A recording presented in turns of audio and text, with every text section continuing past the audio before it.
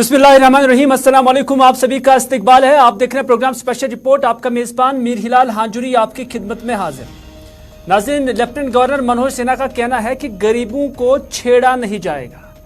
ये उन लोगों के खिलाफ कार्रवाई जो अभी घास चराई और उसके साथ साथ सरकारी जमीन से कब्जा हटाया जा रहा है, ये इन्फ्लुएंशियल लोगों के खिलाफ है और उन लोगों के लिए पर्टिकुलर जिन्होंने अपने ओहदे का गलत इस्तेमाल किया है। महबूबा मुफ्ती ने उसी का जवाब दिया और कहा कि यह दरअसल गरीब और अमीर के नाम पर फसाद बर्पा करने की कोशिश है। और महबूबा मुफ्ती ये भी कहती हैं कि आज का डिस्पेंसेशन ऐसा बन गया है कि जैसे गुलाब सिंह ने जिस तरह खरीदा हुआ था उसी तरह क्या आप भी हमें समझते हैं। पूरी डिटेल आप तक पहुंचाएंगे, लेकिन उससे पहले राहुल गांधी की भारत जोड़ो यात्रा जो आज लखनपुर से शुरू हुई थी, क्योंकि भारत जोड़ो यात्रा कल ही जम्मू कश्मीर के अंदर आई हुई थी और जम्मू कश्मीर के अंदर आज भारत जोड़ो यात्रा लखनपुर से शुरू हुई। और लखनपुर से शुरू हुई इस यात्रा में राहुल गांधी के साथ साथ आप बिल्कुल उनके अकब में देख सकते हैं संजय रावत जो कि शिवसेना के लीडर हैं, और उसके साथ साथ कांग्रेस के कई सारे लीडरान इस यात्रा में शामिल हुए, चाहे गुलाम अहमद मीर हो या वकार रसूल वानी हो, रमन बला हो, और उसके साथ साथ लोगों की एक खासी तादाद जो इस यात्रा में शामिल दिखी। इसके बावजूद कि जम्मू कश्मीर के अंदर मौसम काफी अबरालूद है, बारिशें भी हुई हैं, लेकिन इन बरसती बारिशों के बीच राहुल गांधी का वो पैगाम कि नफरत के बाजार में मोहब्बत की दुकान लेकर आया हूं, उस दुकान के साथ लोग बढ़ते गए और जुड़ते गए। लेकिन 21 किलोमीटर तक ही ये यात्रा चली और इस तरह से चढ़वाल कुटवा के मकाम पर यह यात्रा फिलहाल रोक दी गई है। और राहुल गांधी, संजय रावत, रजनी पाटिल, वकार रसूल वानी, रमन बला, गुलाम अहमद मीर वगैरह उनके हमरा थे। आपको याद ही होगा कि लाल सिंह ने भी कल उन्हें यहां पर इस्तकबाल किया था, लेकिन लाल सिंह को लेकर जब उन्हें डाइस पर नहीं बुलाया गया तो उसके बाद नाराजगी दिखी। बहरहाल ये यात्रा जो यहां आज सुबह शुरू हुई 21 किलोमीटर तक चली और 21 किलोमीटर के बाद इस यात्रा को फिलहाल रोक दिया गया और अब खबर यही है कि 22 तारीख को यह यात्रा फिर से शुरू हो जाएगी।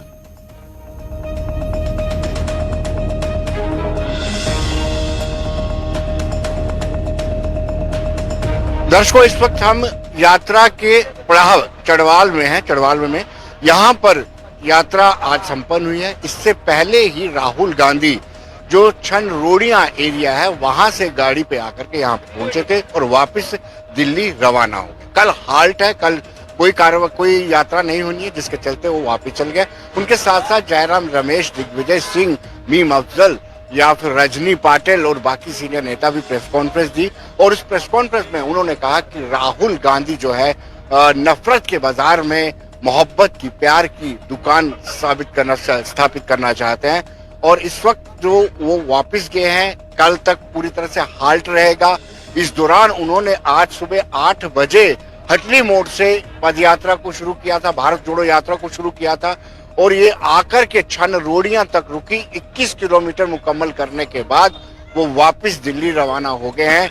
कल परसों उनकी वापसी होगी और परसों से नए तरीके से भारत जोड़ो यात्रा यहीं से विजयपुर तक के लिए रवाना, हीरानगर तक के लिए रवाना होगी। हीरानगर के बाद वो दोबारा विजयपुर तक के लिए जाएंगे और उसके बाद जम्मू में सतवारी में पड़ाव रहेगा। सतवारी में एक कार्यक्रम होगा, भव्य कार्यक्रम सतवारी चौक में होगा और शाम को वो सिद्धड़ा में हाल्ट करने के बाद उसके अगले दिन वो उधमपुर के। कल जब राहुल गांधी का इस्तकबाल हुआ तो उस वक्त डॉक्टर फारूक अब्दुल्ला भी डाइस पर बुलाए गए थे और बाकी लीडरान भी थे, लेकिन जो जम्मू कश्मीर के अंदर साबिका वजीर चौधरी लाल सिंह, उन्हें बुलाया नहीं गया और उनका नाम नहीं लिया गया और उसके बाद उनकी एक खासी तादाद जो उनकी कार्यकर्ताओं की यहाँ राहुल गांधी के इस्तकबालिया के लिए आए हुए थे, तो दोनों में नाराजगी पाई गई, लोगों के अंदर भी और चौधरी लाल सिंह के अंदर भी। चौधरी लाल सिंह के साथ ही हमारे साथी विनोद कुमार ने बातचीत की और उनसे पूछा कि आखिर आपका दिल तो नहीं दुखा, क्योंकि चौधरी लाल सिंह के बारे में यही आपको बताते चले कि उमर अब्दुल्ला ने हाल ही में कहा था, उन्होंने कहा था कि कांग्रेस को सोचना चाहिए इस बात को लेकर कि क्या वो उन लोगों को इस यात्रा के अंदर डाइस देंगे, शामिल करेंगे जिन लोगों ने रसाना असमत दरी मामले में जो गुनहगार है उनका साथ निभाया था, तिरंगा लेकर फिर उन्हें साथ दिया था और उसके बाद जल से जुलूस किए थे और मुतासरा के खिलाफ एक नैरेटिव खड़ा किया था। तो क्या वो आज यहां पर लोगों को इजाजत देंगे? तो उसके फौरन बाद ही हमने देखा कि कांग्रेस की तरफ से जो कल मंच सजाया गया था उसमें चौधरी लाल सिंह नहीं बुलाए गए और उसका नाम भी उसमें नहीं आया। बहरहाल हमारे साथी विनोद कुमार ने उनसे बात की है, उन्होंने क्या कुछ कहा, आइए देखते हैं। देखो मेरी बात सुनो, मेरा कोई उनसे स्टेज शेयर का था ही नहीं जी, ना मेरे से किसी ने बात करी। हाँ, मुझे यात्रा के लिए, मुझे पार्टी ज्वाइन करने के लिए बड़े लोगों ने कहा, और ये यात्रा के लिए कहा। मैंने कहा पार्टी नहीं, मैं यात्रा ज्वाइन करूंगा, सपोर्ट करूंगा, दिस इज वेरी क्लियर। और मुझे 371 चाहिए मेरी जम्मू को अलग स्टेट चाहिए। सोचा था आपने? मैं कभी नहीं सोचता कि मेरे आगे मेरे लिए वहां स्टेज सजी होगी, मुझे यहाँ ये होगा वो होगा। मैं ख्वाब में नहीं रहता, मैं प्रैक्टिकली देखता हूं, जो होगा वो भुगतेंगे, अच्छा होगा चाहे बुरा होगा। लेकिन हमारा जो धर्म था, फर्ज था कि हमारे जिला में, हमारे जम्मू की एंट्री में एक यात्रा चले, भारत जोड़ो यात्रा निकल के जा रही है। उन्होंने हमें रिक्वेस्ट की है और बड़े बड़े नेताओं ने रिक्वेस्ट की है, घर में आके भी की है, मोबाइल पे भी की है, सारे की है हमने। और वैसे भी हमारे मन में था कि यात्रा में सहयोग देना चाहिए, जो हालात कंट्री के बनाए हुए हैं उसको बचाने के लिए सहयोग होना चाहिए। तो उसके लिए हमने कोशिश की, मदद की। बाकी ये कोई नहीं, डाइस क्या है, ऐसी स्टेजें रब की दया से बहुत सी देखी हैं, बहुत से प्राइम मिनिस्टर के साथ भी बैठा हूं, छोटे के साथ भी, बड़े से के साथ भी बैठा हूं, सबके साथ बैठा हूं, इनके साथ भी बैठा हूं, सबके साथ जो बैठे हुए हैं, और जो नहीं भी बैठने वाले उनके साथ भी बैठा हूं। तो मैं आम जनता के नीचे भी बैठा हूं, ऊपर भी बैठा हूं, मुझे इस चीज की कोई वो नहीं है, ना मेरे वर्कर को है, ना मेरा वर्कर ऐसा महसूस कर सकता है। इन्होंने कहा कि वो असेंबली की स्टेटमेंट निकालें, बोला कल परसों जी। मैं कहता हूं कि दम है, अगर बाकी कोई बाई का लाल है तो स्टेटमेंट निकाल जी। जो मैंने कुछ कहा है, और जो स्टेटमेंट लोगों अनपढ़ लोग हैं क्या, मैं आपसे ज्यादा बार सियासत में रहा हूं, अंडरस्टैंड जी। ठीक है कि आप मरतबा जीते हैं उनसे, और आप और मैं सेल्फ स्टाइल आदमी, जैसे शेख अब्दुल्ला बना था जी, उनका बाबा बना था, अब पोतरे पात्रे बन रही तो दान पात्र में।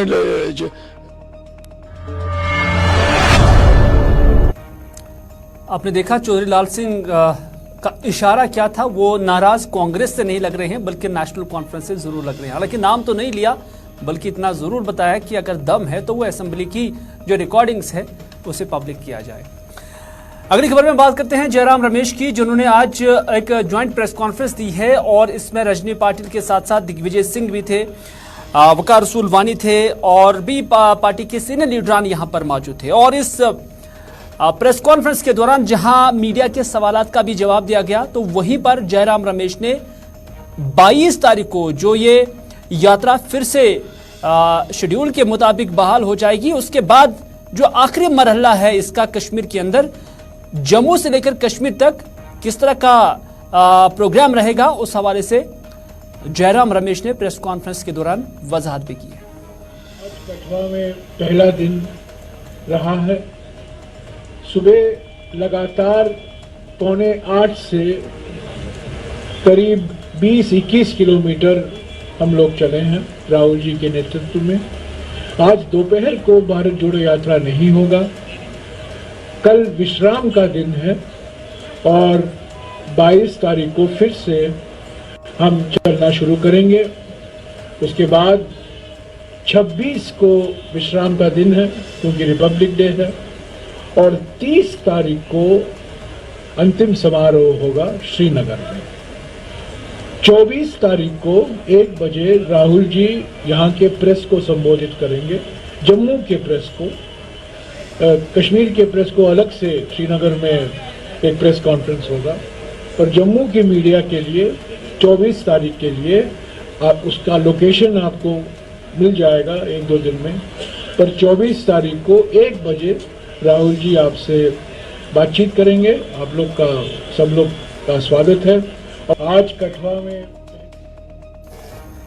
जयराम रमेश की ये प्रेस कॉन्फ्रेंस और उसमें कुछ सवालात मीडिया की जानब से पूछे गए और उनसे कहा गया है कि आप भारत जोड़ो की बात करते हैं लेकिन कश्मीर में आप उन लोगों से मिल रहे हैं जो सेपरेटिस्ट सोच रखते हैं या सेपरेटिस्ट की बोली रखते हैं, यानी इशारा पीडीपी की तरफ था।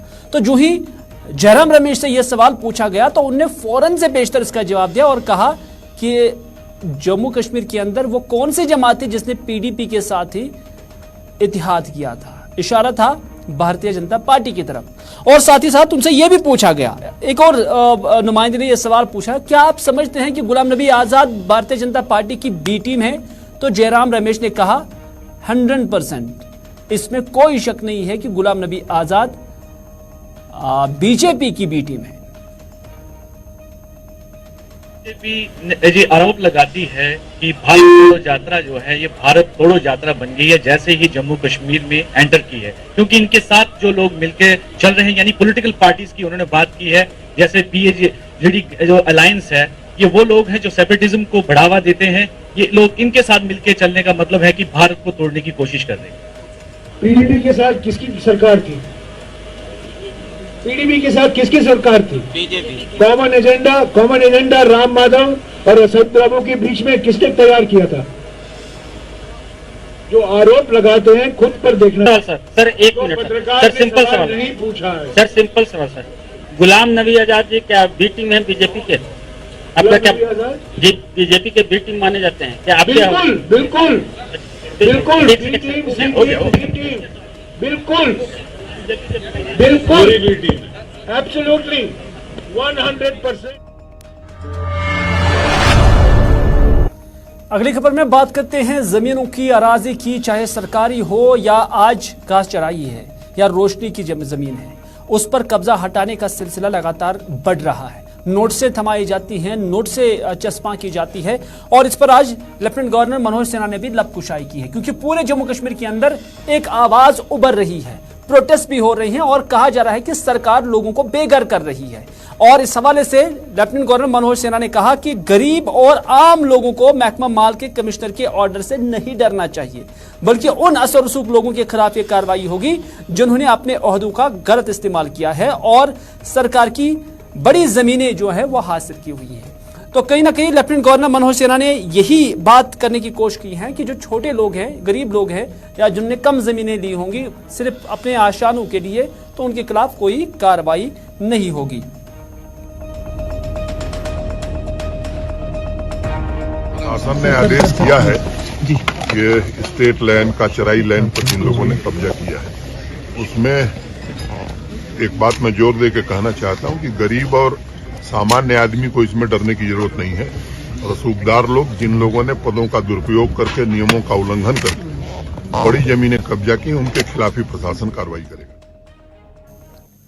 चलिए, लेफ्टिनेंट गवर्नर का कहना है कि जिन्होंने अपने पदों का, अपने ओहदों का दुरुपयोग किया है यानी गलत इस्तेमाल किया है, तो उन्हीं की जमीनें ली जाएगी। तो क्या इसमें कानून के अंदर कोई कार्रवाई नहीं होगी, कोई सजा नहीं होगी अगर किसी ने पद का गलत इस्तेमाल किया, क्योंकि वो तो अपने आप में भी एक गलत बात है, नंबर एक। नंबर दो, लेफ्टिनेंट गवर्नर मनोज सिन्हा आज जेवन के अंदर थे, जहां पर वो कश्मीरी माइग्रेंट एम्प्लॉयज जो है उनके लिए जो एकोमोडेशन ट्रांजिट कैंप है उसका उन्होंने इनॉग्रेशन किया था। तो इस हवाले से उन्हें कश्मीरी पंडितों के हवाले से सवालात भी पूछे गए, तो उन्होंने जवाब में कहा कि कश्मीरी माइग्रेंट मुलाजमीन के मसाइल के हल के लिए हम दिन रात कोशिश कर रहे हैं, सरकार उनके साथ लगातार राब्ते में है। लेकिन लेफ्टिनेंट गवर्नर मनोज सिन्हा ने एक अहम बात कही है, क्योंकि हम जम्मू के अंदर कई सारे कश्मीरी माइग्रेंट एम्प्लॉयज को देख रहे हैं जो पीएम पैकेज के तहत आए रोज एहतजाज करते हैं। उसके कॉन्टेक्स्ट में जवाब देते हुए लेफ्टिनेंट गवर्नर ने कहा कि माइग्रेंट मुलाजमीन में सबसे ज्यादा तादाद कश्मीर के अंदर ही है जो अपना काम कर रहे हैं। 1200 फ्लैट जो है वो अप्रैल में और 18 दिसंबर में मिल जाएंगे। सबसे ज्यादा तादाद कश्मीरी माइग्रेंट्स की जो नौकरी कर रहे हैं वो श्रीनगर में ही, तो एक बड़ा हाउसिंग प्रोजेक्ट है श्रीनगर में आज शुरू हुआ है और चीफ इंजीनियर आरएनबी ने कहा है कि दिसंबर तक पूरा करें। तो एक जो उनकी स्वाभाविक दिक्कत थी वो जल्दी से जल्दी उसका समाधान हो, इसकी एक कोशिश प्रशासन के द्वारा की जा रही है। मैं समझता हूं कि इन घरों के बन जाने के बाद जो भी कश्मीरी माइग्रेंट एम्प्लॉई है पीएम पैकेज के, मुझे लगता है कि उनको रहने की सुविधा और बाकी उनकी दिक्कतें दूर हो सकेंगी। इससे हम सब कोशिश कर रहे हैं कश्मीरी माइग्रेंट्स की समस्याओं का समाधान करने के लिए, खासतौर से जो एम्प्लॉइज हैं, चाहे वो हों या बाकी भी जम्मू बेस्ड एम्प्लॉइज, लगातार प्रशासन उनके संपर्क में रहा है। जो उनकी जेन्युइन दिक्कतें रही उनको हमने समाधान तक पहुंचाया है। लेफ्टिनेंट गवर्नर साहब ने जब पंडितों की बात की, उससे पहले जो हमने साउंड बाइट उनकी आप तक पहुंचाई, तो उसमें उन्होंने कहा कि गरीब और अमीर का उन्होंने उसमें जिक्र किया, यानी गरीबों से जमीनें नहीं छीनी जाएगी, बल्कि जो असर रसूख है या जिन्होंने बड़े अपने ओहदों का गलत इस्तेमाल किया है उनके खिलाफ ये कार्रवाई होगी। लेकिन महबूबा मुफ्ती कहती है कि ये दरअसल गरीब और अमीर के नाम पर फसाद डाल रहे हैं। गवर्नर से वो मुखातिब थी कि ये गरीब और अमीर के नाम को लेकर फसाद डाल रहे हैं, क्योंकि हमारे नुमाइंदे ने उनसे सवाल पूछा, एक्सक्लूसिव बातचीत जो हमारे नुमाइंदे फैसल ने उनके साथ की है। उन्होंने कहा कि ये फसाद डाल रहे हैं, ये दरअसल कश्मीरी और डोगरों की बात है, उनकी जमीनें हैं जिनकी जमीनें खाली की जा रही हैं, जो सालों साल से यहां रह रहे थे। और उन्होंने कहा कि हाँ, अगर रिसेंट पास्ट में किसी ने कुछ एक जमीन पर, चाहे वो 2 कनाल हो या 100 कनाल हो, अगर कब्जा किया है तो उनसे अगर कब्जा छुड़ाया जाता है तो उस पर कोई प्रॉब्लम नहीं है। लेकिन जो लोग दिहाइयों से इन जमीनों पर रह रहे हैं और छोटी छोटी जमीनें ली हुई हैं, तो उनके खिलाफ यह कार्रवाई दरअसल सख्ती है। देखिए, यही तो मैं कह रही हूँ कि ये गरीब अमीर का जो ये डाल रहे हैं, फसाद डाल रहे हैं, ये कोई गरीब अमीर की बात नहीं है, ये कश्मीरियों की बात है, ये डोगरों की बात है, जिनकी जमीनें खाली की जा रही हैं, जो साल से उन जमीनों में रह रहे हैं, जो उनका हक बनता है।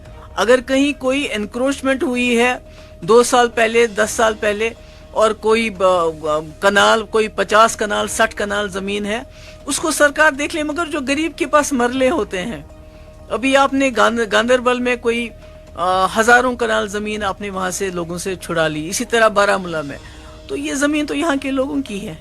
तो यहाँ के लोगों को आप पांव धरने की जगह नहीं दे रहे हैं, मगर बल्कि जो बाहर से, जो इंडस्ट्री के लोग हैं, जो बाहर से, इसका मकसद तो सिर्फ ये है कि जो इनके दोस्त हैं, कॉर्पोरेट हाउसेस हैं बड़े बड़े, मैं उनका नाम नहीं लेना चाहूंगी, ये जो होटल वगैरह जो हमारे, वो होटल वाले कौन है? वो कोई बाहर के हैं, वो कोई चीन से आए हैं, कोई पाकिस्तान से आए हैं, वो हमारे रियासत के रहने वाले लोग हैं। उन्होंने बहुत मेहनत करके इन होटल्स को बनाया है।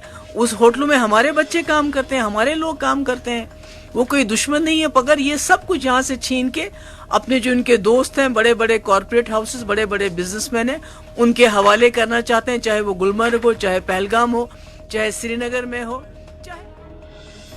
चले, महबूबा मुफ्ती कहते हैं कि ये दरअसल यहाँ के लोगों से जमीनें छीनना मकसद है और उसके बाद ये बाहर के इंडस्ट्रियलिस्ट को देना है, मकसद वही है, ये महबूबा मुफ्ती कहती है। लेकिन महबूबा मुफ्ती से एक और सवाल भी हमारे नुमाइंदे फैसल और फिरदौस ने जब पूछा, तो उसके जवाब में उन्होंने कहा, यानी महबूबा मुफ्ती ने उसके जवाब में कहा कि ये क्या महाराजा गुलाब सिंह की है, ये क्या महाराजा गुलाब सिंह है, क्या उन्होंने कश्मीरियों को खरीदा हुआ है? हम क्या उनके कोई खरीदे हुए लोग हैं और क्या हम उनकी खरीदी हुई मिल्कियत हैं? ये सिस्टम नहीं चलेगा। ये दरअसल हमारी इकोनॉमी के ऊपर ऑनस्लॉट करना चाहते हैं, लोगों को बेघर करना चाहते हैं, लेकिन ये हम होने नहीं देंगे। महाराजा गुलाब सिंह है कि जिस तरह उन्होंने यहाँ कश्मीर को खरीदा था कुछ लाख में, तो ये वही करना चाहते हैं कि ये हम इनकी कोई खरीदी हुई, हम कोई इनकी खरीदी हुई मिल्कियत है कि जो हमें कहते हैं कि आप जमीन खाली कर दो, आप घर खाली कर दो।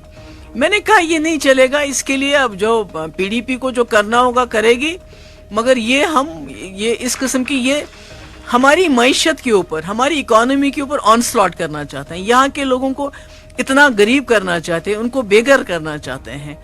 ये इनकी पॉलिसी सिर्फ यहाँ के लोगों को सताने की है, पनिश करने की है, सजा देने की है। उधर बांडीपुरा के अंदर आज भी एंटी एनक्रोचमेंट ड्राइव जारी थी और इस ड्राइव के दौरान आज ही के दिन सिर्फ 1571 कनाल सरकारी अराजी से गैर कानूनी कब्जा हटाने का डिस्ट्रिक्ट एडमिनिस्ट्रेशन ने दावा किया है।